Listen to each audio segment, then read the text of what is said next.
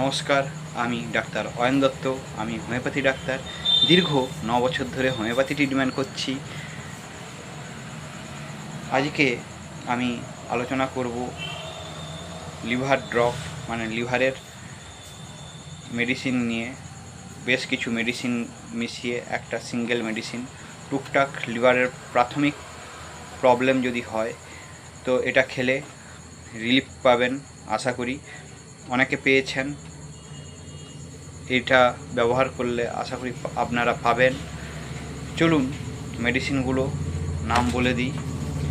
Carduus mother, Chelidonium mother, Carica papaya mother, Hydrastis can mother. এই 4টা mother tincture 10 ml করে নেবেন